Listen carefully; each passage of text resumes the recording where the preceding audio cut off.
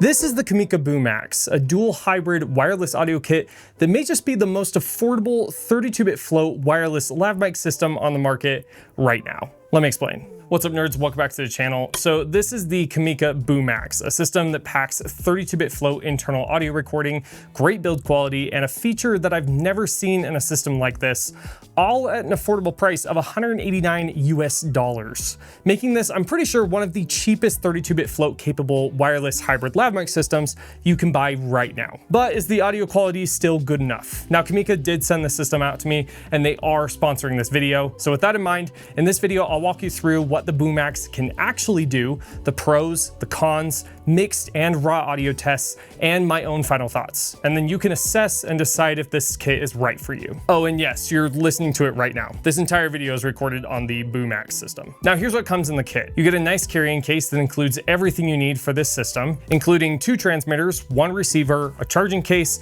a 3.5mm coiled cable for connecting to the camera, 2 magnets, 2 windscreens that go over the transmitter, and a USB-C cable with an attached USB-C-A adapter for connecting to a computer or charging the case. Now, as far as build quality goes, the case is very similar in design to the DJI system with the accordion style storage. There's a flap on the inside to put magnets because you cannot close the charging case with the magnets still attached to the transmitters. I don't love this. I wish that you could just attach them at all times, given that that's usually how I put these microphones on subjects 99% of the time. But the charging case is made out of a solid plastic with some rubber inlays here and there for added grip. It is pretty big, but that's because the receiver and transmitters are also rather oversized. The transmitter build quality is solid in my opinion, with the same plastic and rubber build inlays for added grip. You have your capsule and 3.5mm jack on the top of the transmitter, 2 buttons on one side for power, mute, link, and denoise, and on the other side is a record button, which you press to start recording internally and then long press to stop the recording. On the bottom is a USB-C port for connecting to a computer,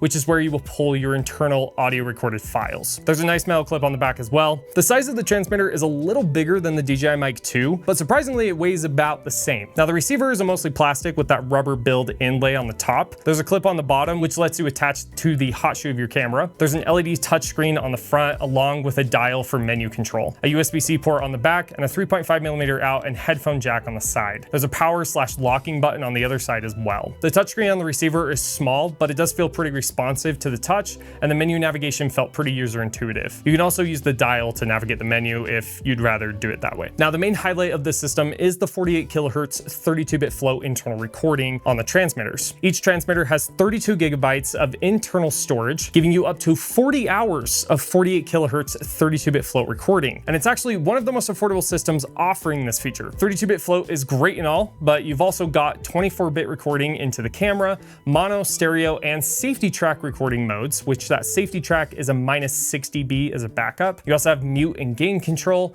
and then a 3-stage EQ setting with a low cut, hi-fi, and high frequency boost setting. I'm currently recording this A-roll on the hi-fi setting, but as far as I know, you can't turn the EQ setting off entirely. You have to use one of the 3. And you have noise reduction that comes in 2 different flavors. Okay, so this system has 2 levels of denoise to it. So right now I'm literally sitting in the middle of a river. This is way louder than a lot of other tests that I've done in front of a river. So this is gonna be a really good test of how this denoise actually works. But right now the denoise is turned off. I'm gonna go ahead and turn it onto the low setting. Okay, so right now you're listening to this microphone on the low setting. I'll confirm whether or not this affects the 32-bit float recordings down at the bottom of the screen. I've expressed multiple times on this channel, I'm not the biggest fan of denoise internally inside of systems, but in a pinch, it can be really helpful. And I like the systems have 2 levels of denoise to them, especially this one. I think the low setting does a decent job. It cleans up a fair amount of the background noise while still maintaining your voice really well. Now, obviously there's a lot of background noise happening right now. There's literally water rushing everywhere. But yeah, I like the low setting. Let's go ahead and turn it to the high setting. Okay, so now this is with the denoise setting turned to high. So this is gonna be the most amount of denoise that you can get internally out of this system. And again, this one sounds like you're a lot more underwater. You can still hear me talking, but it's definitely not nearly as clear. It's not nearly as crisp, but it does clean up a fair amount of the background noise and does a decent job. At least I think it does just as good as any other Denoise internal system out there. Again, a decent option when you're in a pinch and you really need to get rid of that background noise, but I prefer to just use, a gate or an expander in post in order to get rid of some of that background noise. Or just don't record in the middle of a river. That would probably make a big difference. Now, one unique feature here that I haven't seen on a mic system like this ever is the dual capsule system. Now, each transmitter lets you switch between cardioid and omnidirectional pickup patterns. Cardioid is meant for solo dialogue close to the mouth, while your Omni is more for the standard audio setting for clipping to a shirt or recording a group. That's what I'm using right now. But in my testing, the cardioid mic is a really cool feature, but in my opinion, it's not the best sound. It comes across pretty muffled, low volume, and just not great in my opinion. I'll do a quick side-by-side of the two capsules to show you the difference in sound quality. It's easiest to show you the differences when I'm holding the microphone in my hand, but this is with the Omni capsule. The Fitness Gram Pacer Test is a multi-stage aerobic capacity test that progressively gets more difficult as it continues. All right, now I'm gonna switch to the cardioid capsule. All right, so this is with the cardioid capsule turned on. Probably gonna get some plosives here. The Fitness Gram Pacer Test is a multi-stage aerobic capacity test that progressively gets more difficult as it continues. I'll keep this setting on for just a second. Now, in some cases, I could see this being usable, but I've barely used it, to be completely honest, because of that. The Omni capsule sounds far better and more natural in comparison, in my opinion. It's cool that the feature exists, but I honestly wouldn't rely on the cardioid mode unless you can really have the microphone close to the subject's mouth and you really need to get rid of whatever background noise is going on. Let me know what you guys think of the two mic capsules in the comments. Okay, back to the Omni. Now, before we dive deeper into the audio quality of these microphones, when it comes to battery life, the BooMax system gives you 20 hours of total use with the included charging case, which is a pretty respectable battery life, on par, if not a little bit better than some other systems out there. In my time using this, I never had issues running out of battery. Now, the transmitters on this system do support external lavalier microphones via a 3.5mm TRS jack, which is exactly what I'm recording into right now if you prefer that type of sound signature. This can also allow you to hide the mic on your person. So I've got it clipped to my collar right now, and I have the pack clipped to my pocket right here. There is no locking mechanism on the 3.5mm, so you do risk the chance of pulling this out of its socket while you're in the middle of recording. Right now I'm using one of my favorite lavalier microphones connected to this system. I really love the sound quality that comes out of this microphone. I think it's crisp and clear. I personally love having this option for like talking head or documentary type of work, because a lot of people that you interview, if you're going to have a lav mic on them, you want to hide it on their person. You don't want that big box just hanging off of their shirt and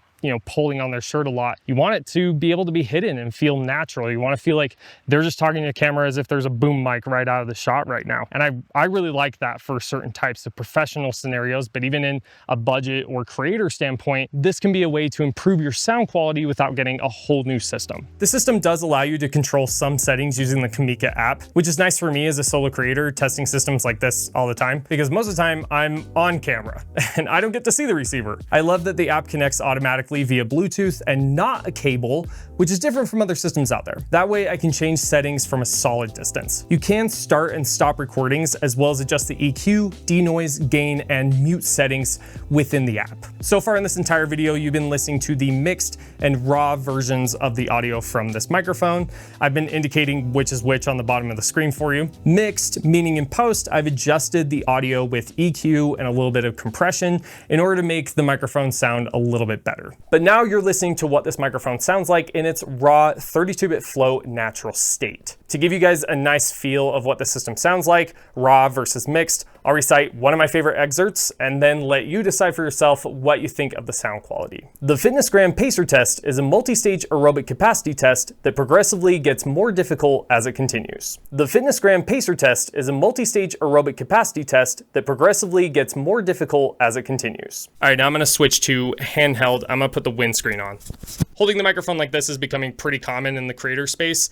I love this ability, especially with 32-bit float, because you can just have the microphone right here and it doesn't tug on a shirt, doesn't take time to set it up, clip onto somebody, just hand it to them and they're good to go. It's a cool system, but typically You would be using this clipped to a jacket or a shirt or something like that. The Fitness Gram Pacer Test is a multi-stage aerobic capacity test that progressively gets more difficult as it continues. The Fitness Gram Pacer Test is a multi-stage aerobic capacity test that progressively gets more difficult as it continues. All right, so now you've had a chance to listen to this microphone clipped to my shirt in 32-bit float, as well as handheld and in the 24-bit recorded to the audio, and also using a 3.5mm lav and the denoise in outdoor settings. Let me know what you guys think of the audio quality in the comments.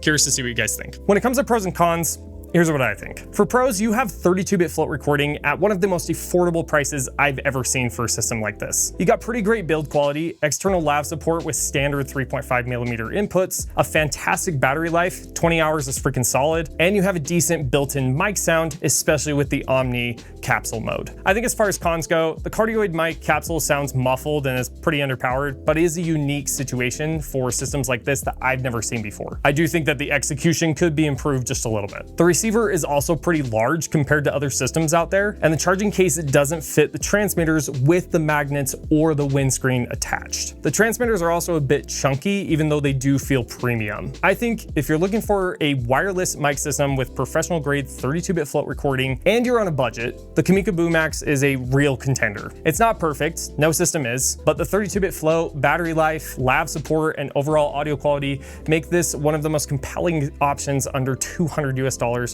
which is absolutely crazy. Anyways, I hope this video was helpful in your search for affordable wireless audio kits. If you're interested in purchasing this system, there are links in the description. They are affiliate links, so if you purchase from those links, it does support the channel. Thank you so much if you do. If you enjoyed this video, then maybe watch this video next, and don't forget to like, subscribe, and hit that bell button so you never miss out on new young filmmaker content. Good luck filmmaking.